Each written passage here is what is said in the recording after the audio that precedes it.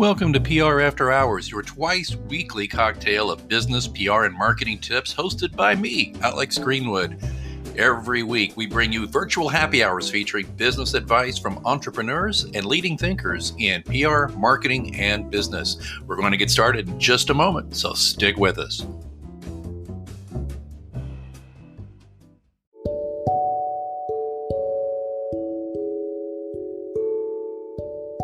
Hi, this is Angelo Ponzi, the host of the Business Growth Cafe podcast, and you're listening to PR After Hours.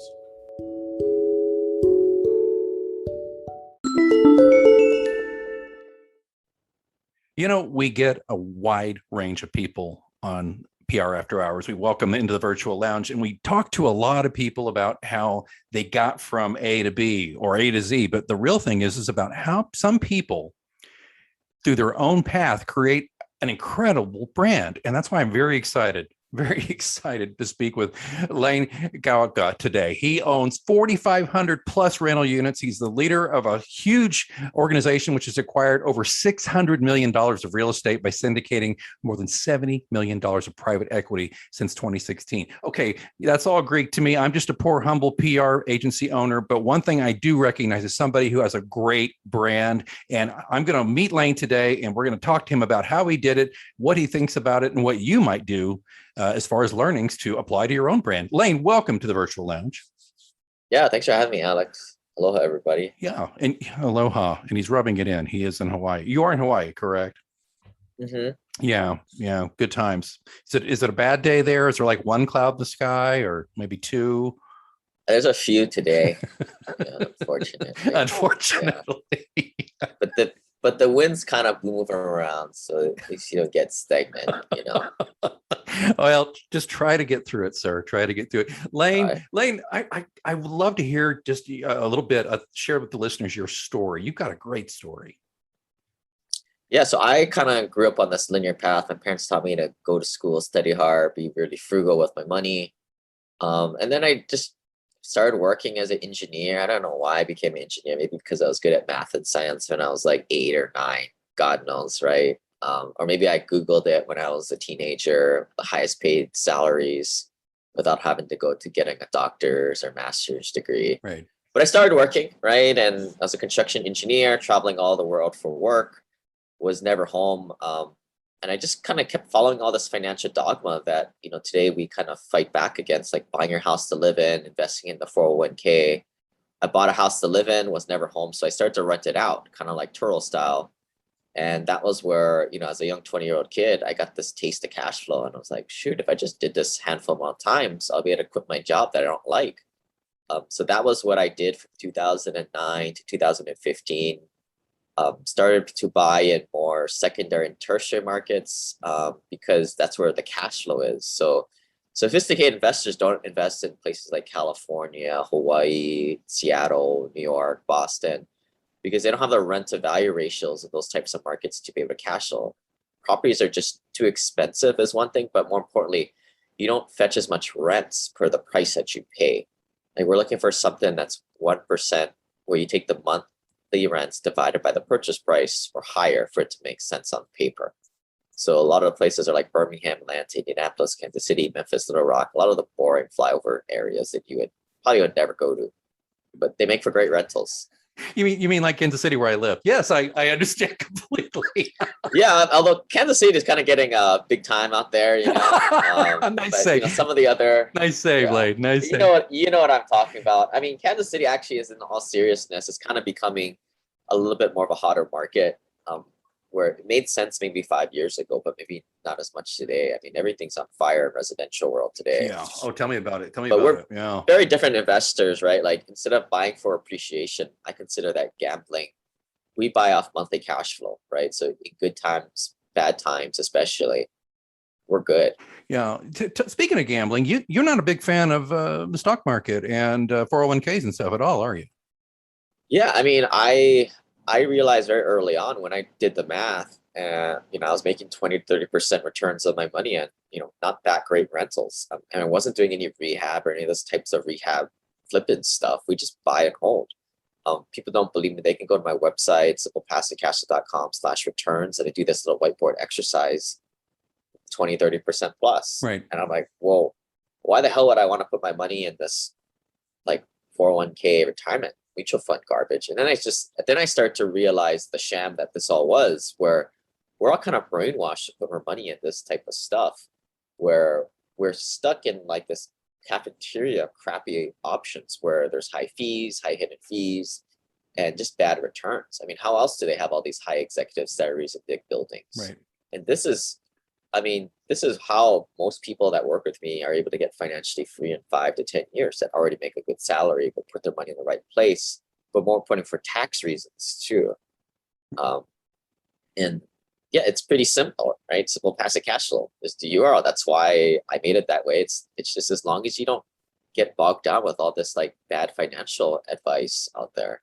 Right. Well, let me ask you about this. You're talking about passive investing for working professionals, and we were chatting offline. That's mostly who listens to this show. We got working pros who listen to the show. Not all of them own their own business. Some of them work for some larger corporations and do PR and marketing, that kind of thing.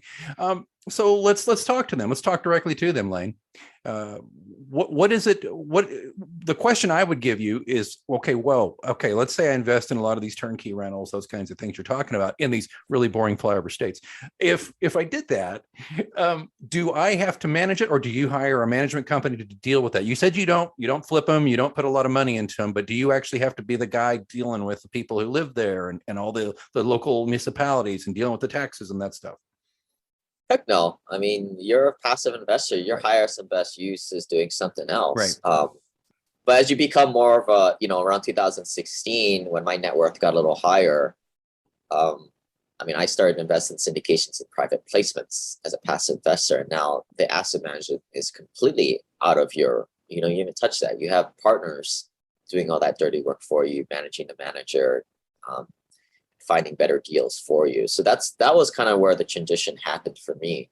I started to join different masterminds, got around higher net worth investors, and they're all ditching the little rental properties, which are cool, but to a certain point, they're just not scalable. Right. And that's where, I met more accredited investors investing in private placements and syndications. Yeah. Is there a typical person that you work with on this kind of thing who join up with you? Are these people who are committed to extreme amounts of wealth, or do you have people who are like, look, man, I just want a good side amount of income coming in that I can count on when I get tired of working for the man? Or is there a certain personality that works with you? It's a journey. I mean, the people who have those crazy ideas, they're typically the broke guys that don't have any money. The people that I work with are very realistic. They're high paid, W-2 salary guys or business entrepreneurs that are already successful, as opposed to, we all see those entrepreneurs out there. I mean, the first thing is quit your day job, right? Yeah. I mean, whether that's $5,000 to $10,000 passive income, the next stage is to get up to $20,000 a month passive income. And then the next stage is like really getting your net worth to $4 or $5 million net worth. That's kind of the stage most people want to attain, because at that point they can pass off their wealth to a couple heirs to kind of mess it up, and they'll be okay. That's kind of the journey. And some people will kind of take it to 8 figures and above because they have some kind of philanthropy or some kind of impact they want to make. And money is a multiplier of a lot of this stuff, right? It makes you're already the same person, just makes it bigger, the impact.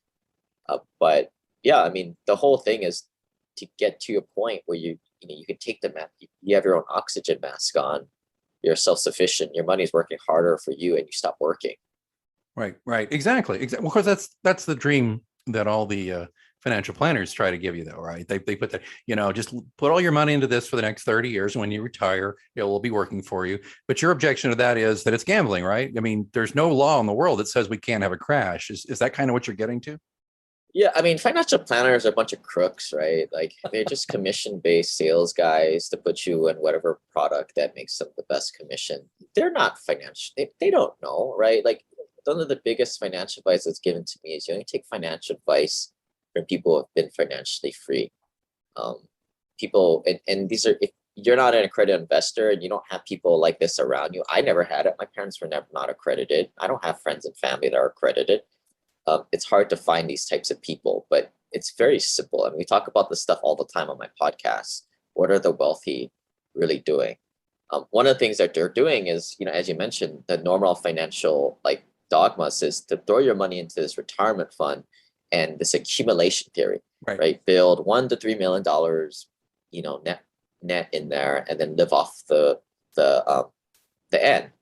But at the end, you want cash flow. You got to convert it to cash flow. So what I say is like, why not begin with the end in mind? Create cash flow streams today, and the nice thing while you're working now today, you don't need to eat off those cash flow streams. So you have those cash flow streams make income for you and create more income streams. So how does that look? Well, in the beginning, when your net worth is low, you're just buying little rental properties, and maybe most of my guys are able to save $30,000 to $50,000 a year. Yeah. So maybe that means buying a rental property every year, and then after a little while, you're buying 2 every year, and then you're going into a syndication or 2 every year once your net worth gets a little bit higher. But you see what's happening is just kind of growing and growing and growing and growing. And all the while, you're able to create cash flow so you quit your job today. Very opposite what we're all taught, right? Just put your money in here while we steal all your money in hidden fees and carried interest, right? Pay no attention to the man behind the curtain, right? Well, this is how you went from being a ramen eating cheapo, which I love that line, by the way, on your website, to where you are now. I'm curious to ask you this kind of off topic a little bit, but what does your family think of you now? I mean, they wanted you to be an engineer, and when you quit being an engineer and all those things, how do they feel about you now? They don't know what I do. They think I'm like a real estate agent or something. They're probably a little bit ashamed of me because they spent all this money to go to college and be an engineer. But whatever, that's just my personal situation, right? Okay, sure, yeah. It's a lot of people that work with me. Most people are high-paid professionals, right? Went to dozen plus years of higher education, right? And it is a bit of like identity crisis because a lot of us, when you introduce yourself, hi, my name is Lane, I'm an engineer, I'm an accountant, and I'm a doctor. But when you start to invest this way, which is very prudent, I think investing off of cash flow, which performs really well or better in a recession, you get free of your job, right. And a lot of people associate their wealth or their worth to their occupation. Yeah. It's kind of weird for me for a little while, but now I have no problem. I put together deals for other people, bring in passive investors. So this is my kind of full-time job. But for most of my clients, they just want to not have a day job to go to. And it's funny, on East Coast, people on the East Coast say, "Oh, what do you do, right? What do you do for work?" Mm-hmm. But people on the West Coast, what do you do for life, right? That's kind of the right. Yeah, I find it very strange myself. I'm kind of at the stage in my life where I've done a lot of things, had a lot of nice titles, that kind of thing. I've been in business for myself for almost a dozen years, and I find a lot of that stuff, that kind of being married to a title and what you do, very tedious, frankly, because it doesn't tell you much about who they are as human beings. But so people are so wedded to their occupation because, as you said earlier, they are trying to get to it's a means to an end. But you're saying, look, you don't even have to screw with all that if your whole life, if you get involved in what I do and do it right. So I sense, I get that. Well, let's talk from a branding angle, though. You've got kind of if you don't mind me saying so, and I think you'll understand what I mean by this. You've got kind of a rebel thing going here a little bit, don't you? You're like, look, I'm not. It's one thing to say I'm not like everybody else, but that you really do walk the walk, don't you? Yeah, we are like, I have to be what we attract, right? Like, we're not getting into like mainstream retail products here. We're going off the beaten path a little bit into alternative investing, which is actually what the wealthy invest in. But this is for most people who are taught to buy a house to live in, pay it all down, have no debt, right? This is very off the beaten path. So look, the numbers tell you what to do. The numbers, like taxes, everything says to kind of go down this simple passive cash flow path. To me, it's the best risk-adjusted return you can get out there. But most people are just they can't get past the smoke screen of the mainstream financial dogma. Right. So the people who at this point, I have over 600, 700 investors who have invested more than $50,000 with me, more than 75 people in my mastermind. But that's just a drop of people out there, right? So I can market myself 2 ways. I go after the people with a little bit of that rebel mentality, or what I call it is more question activity, right? I asked a lot of questions like, why the hell would we want to like put our money in the 401k and do it that way? Why do we want to buy our house to live in? That makes no sense to me when I compare it with the alternative. The people that are in my trap, they ask a lot of questions, right? They're thinkers or ponderers. They think they're the red pill people, right? Right.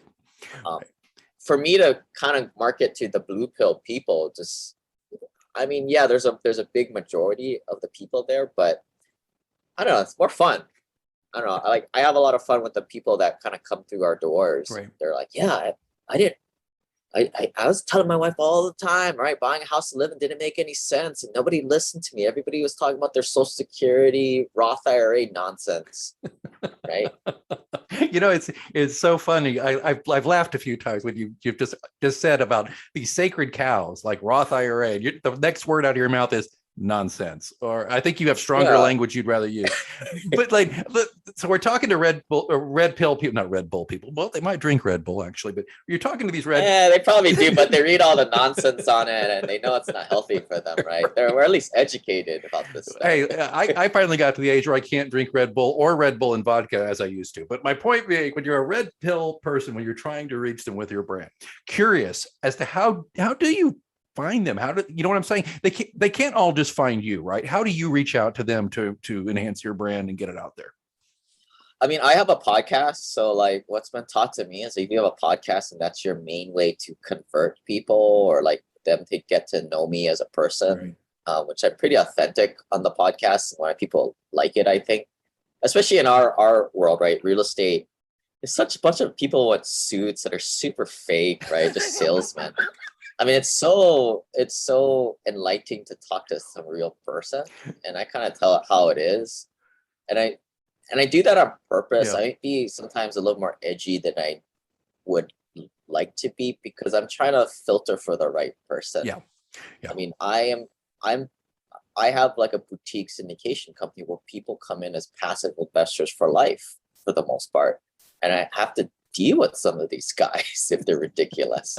So if you're one of these ridiculous guys, some of my antics might put you off from the beginning, right? I want to work with good people who are hard workers, high performers at their job, and they're just real bros or cool gals, right? Yeah.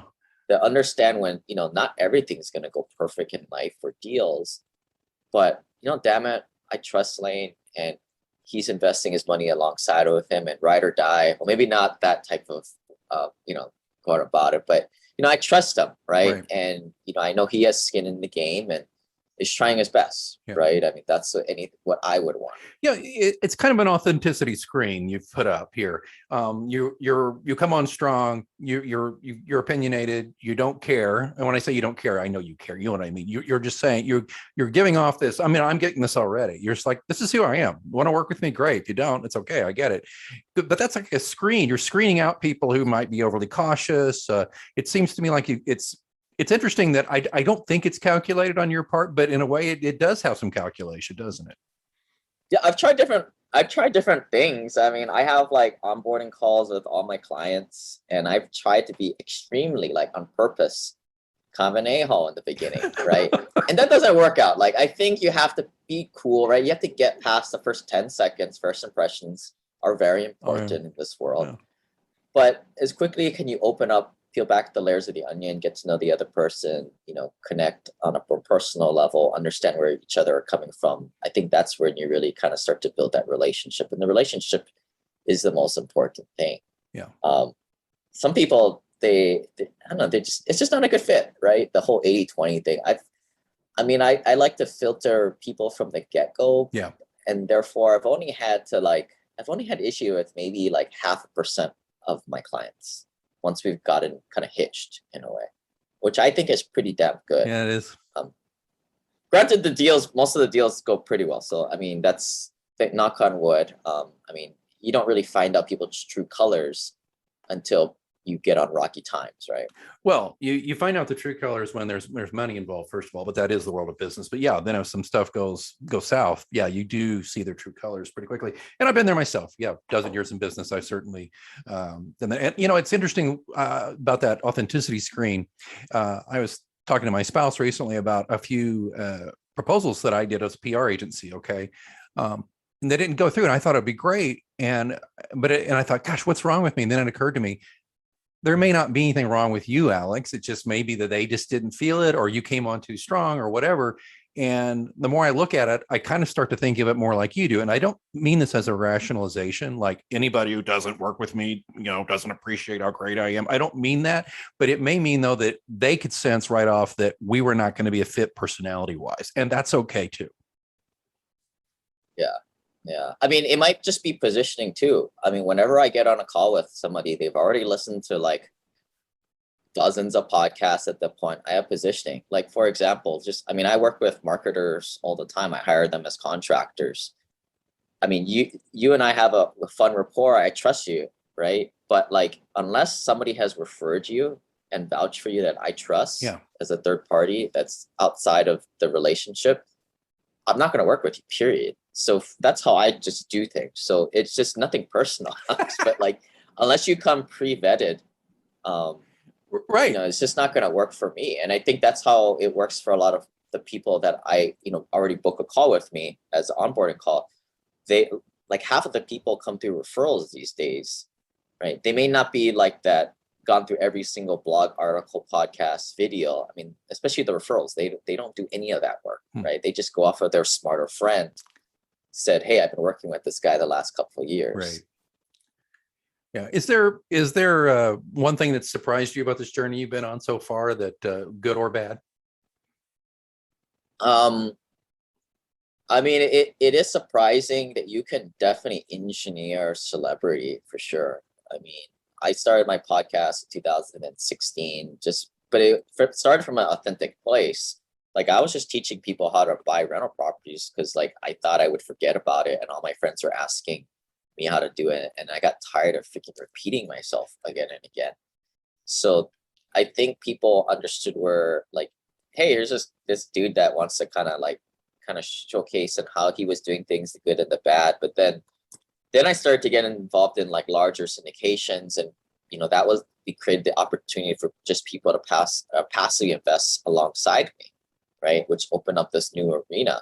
And because I already had laid the foundation for the trust and the podcast and kind of the follow my journey, it was a natural transition. And then I figured out what the hell I had created with the whole YouTube and podcast channels. But yeah, I mean, it came around naturally, right? Because now you see, I mean, podcasts are great. That's why you do podcasts. It's a great way to get to your audience, to build a relationship with them. Yeah. But so many people start them for like the wrong reasons to get clients. And it just completely shows, like, it's kind of like a desperate guy, right? Like, people know it from like a mile away. You can smell that stuff, even through a podcast. Oh man, I'm sorry to laugh, but it's true. It's true, because if you're starting a podcast expressly to make money, well, all right, here, I'll be lame for a minute. You're an idiot, because most people are not going to directly make money through a podcast. Okay, that's the first thing. But the other thing is like, I think I did it just to burnish my credentials. I've been doing PR work for 27 years. I mean, I've got things to offer. And what's interesting for me, Lane, is that when I started doing this, I wasn't going to interview people. I just started getting people who listen say, can we get on your show? Could we talk? And now 90% of the show is me interviewing folks like you who are brilliant, know what they're doing, have something to say. And I've learned so much from it. For me, it's really a great investment in my time for that reason. But yeah, have I made any money off of it? Not a whole lot directly, but I think it has not hurt at all for me to say to people, as a PR guy, I understand this media. I've used it since I did my first podcast in 2006, and this show has been around for 2 years. My other show I'm doing right now since 2016. So I get it. So I appreciate that. And I think you're right about that. And people can smell that stink of desperation on you, whether you're in the room hustling for a sale or you're on a podcast. Well, as we get to close here though, Lane, so if listeners have been listening to you and probably finding you very refreshing because you're straight up, and they're very interested in looking into this whole thing about passive income and what you're doing, where should they go? Depends where they're at. If they are lower net worth, they can download my free remote rental e-course. They can text the word remote to 314-665-1767. If they're already a credit investor, they can check out the podcast and then book an onboarding call, get to know me. everything. Check out the podcast, Simple Passive Cash Flow, Passive Real Estate Investing, I think is what it's called. And then simplepassivecashflow.com, a lot of free guides on there. Everything's for kind of for free on there. Yeah, there's some fantastic stuff on there. I was looking at it. There's lots of wonderful videos. There's lots of multimedia. There's a lot of great stuff on here. And what I like about it too is that it's not a lot of high pressure. And I think there's a reason why. It's because, like Lane said earlier, if you're a fit, it'll work. If you're not, nice to know you. Move on. Yeah, I did an ad recently, and then those. God, like Facebook is so hilarious, right? You get all kinds of people on that thing in the comments section. Someone said we're giving away the free infinite banking e-course, which we give away for free. That's what we do. And someone's like, what's in it for free? Nothing's for free. Education should always be like, dude, chill out, man. You've probably gone down so many long sale pages. Wasted. You're actually one of those people who actually reads everything and then put your money in for $47 and get upsold. You poor man. You just been tormented with this stuff, and that's why he's so angry to write a kind of comment like that. I was like, dude, just chill out, man. We're just gonna give you this stuff. You're good, It's kind of like I don't know if this is the right thing to say. It's like one of those dogs that have been in the puppy mill, just so freaked out about grass, I'm sorry, Lane. Poor guy. Lane, you're cracking me up. I mean, it's so refreshing. I really do appreciate this about you. Lane Kawaoka, thank you so much for joining us here in the virtual lounge. We're going to put a link in the show notes to all your stuff. And I'll give you the last word because I couldn't possibly top you. So what's the last word as we say goodbye? Yeah, trust no one. All the financial stuff you're taught, only take financial advice from people who are financially free. We don't do retirement accounts. We don't invest in mainstream retail products. We invest in something that we can control, or, we cut out all the middlemen. And we don't pay much taxes. If you want to see my taxes, go to simplepassivecashflow.com/tax. And that's what it's all about. It's not really about investing your money. It's about keeping most of it. All right, Lane. It's been such a delight speaking with you. Folks, be sure to visit prafterhours.com and you can find all the links and you can see if this is for you. Take care.